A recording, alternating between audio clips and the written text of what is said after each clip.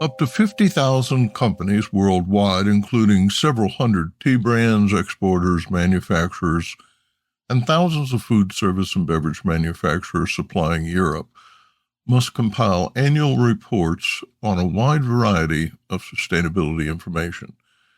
The European Commission's Corporate Sustainability Reporting Directive, CSRD, mandates more than just disclosing carbon emissions.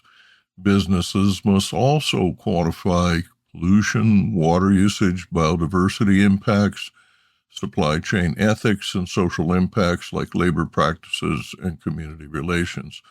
The assessment covers 1,100 qualitative and quantitative data points. While primarily targeting EU-based companies, the CSRD also extends its requirements to non-EU companies if they meet specific criteria. Given the complexity and scope of the CSRD, non-U.S.-based tea companies should begin preparations now to facilitate compliance and avoid potential legal and financial penalties. On January 1st, all publicly held companies in the EU with annual revenue of 50 million euros and 250 employees began compiling sustainability data for their initial report. Large EU-based private companies that meet the criteria must also comply. Small and medium-sized SMEs, insurance companies, and credit institutions have until January 1st, 2026 to begin compiling mandatory reports due in 2027. Non-EU parent companies, including those based in the United States and Canada with significant EU operations, must comply by 2028 and submit their first reports in 2029. Criteria include a European net turnover of more than 150 million euros, or a European subsidiary that generates a net turnover of 50 million euros, employs 250 people, or has 25 million euros in assets. Food Steps, a food and beverage sustainability platform that helps businesses reduce cost and risk transitioning to net zero, recently distributed an executive brief to help food business executives. The 8-page white paper offers a methodology for compliance and provides some helpful insights. Copies are free to download at www.foodsteps.earth. Food systems account for nearly a third of global greenhouse gas emissions and are the leading driver of biodiversity loss, writes Food Steps. Quote, to avoid the catastrophic consequences from both the climate and ecological crises, we must bring positive change to our food systems, and fast, end quote. Business Insight. Richard Barker, a professor at Oxford University Business School and a member of the International Sustainability Standards Board, writes that, quote, transitions such as these are not philanthropic, but business decisions to enhance economic value. Companies that better manage climate-related risks and opportunities will be the suppliers of choice. Viewed in terms of share price performance and access to capital, investors want to understand how any business is responding to these risks and opportunities. Reporting on sustainability to investors is not a compliance exercise, but a communication of value creation and business resilience, end quote. Ceylon Tea experienced a year of recovery and growth with increases in both earnings and volume and expansion in market share with several trading partners.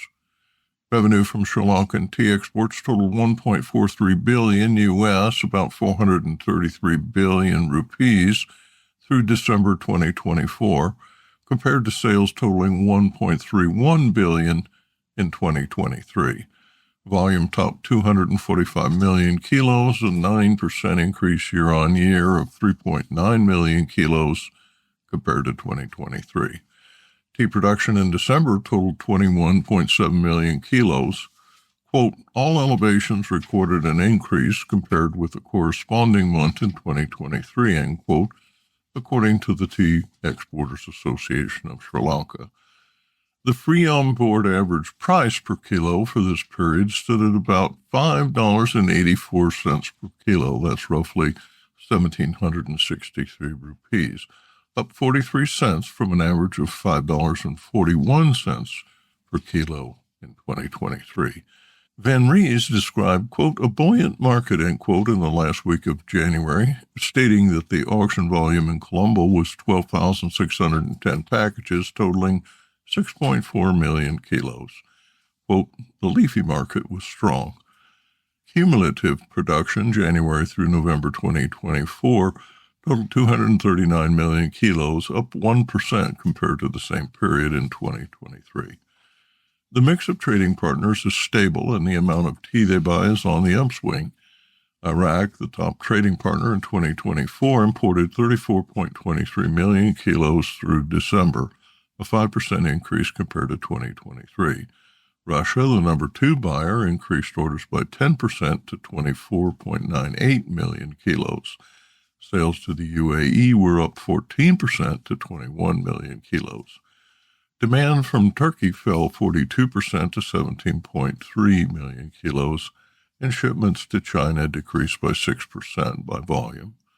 Azerbaijan and Iran imported 10.4 million kilos each, ranking 6th and 7th. Iran imports increased by 60% compared to 2023. Sri Lanka exported 111,000 metric tons of bulk tea in 2024 and 102,000 tons of tea in packets. In 2024, tea bag exports totaled 25.5 metric tons. Instant tea and green tea combined accounted for around 7,000 metric tons. Whole Foods Markets, a division of Amazon.com, annually publishes a top 10 food trends report that lists tea's time as the number 5 trend in 2025. Quote, there's tea talk everywhere you turn, both in flavor popularity for food like desserts and granola, chai, Earl Grey, London Fog, new steeping formats, tea strips, cold brew bags for water bottles and powders, and a wave of new products like plant-based milk teas and sparkling teas. Vintage-inspired adult tea parties are poised to replace happy hour as customers looking for function can seek out brews with added adaptogens and benefits. We love how this new trend plays off past trends like New Brew Yapan and a Better Boost energy drink. Products are singled out by an expert panel known as the Trends Council. The top trend this year is international snacking. Quote, the snack aisle is the perfect place for disruption, with brands taking on salty snacks like popcorn and adding global flavors to create fusion foods that have mass appeal, end quote. Dumplings were named number 2. Quote, dough pockets with a typically savory filling, usually cooked by boiling, steaming, or pan frying, these products have displayed several new trends. Many are authentic to a founder's cultural roots and ripe for fusion and unexpected mashups, end quote. Whole Foods describes the third top trend as crunch, a texture of the moment. Quote, from crispy grains and granola to sprouted and fermented nuts to roasted chickpeas and mushroom chips, consumers are increasingly reaching for these items to enhance meals and add texture to breakfast, lunch, and dinner, end quote. Hydration hype made the list at number 4. Quote, consumers want more from their H2O these days, seeking added electrolytes and hydration in more innovative forms. It's impossible to ignore the trend at food and beverage trade shows where you find popsicles with electrolytes, sparkling coconut water, chlorophyll water, and even protein water. New players like Cactus Waters and other better-for-you competitors are emerging to challenge sugary and artificially colored sports drinks. Business Insight. My favorite section of the report is Try the Trend, which lists specific products available at Whole Foods that caught the Trends Council's eye.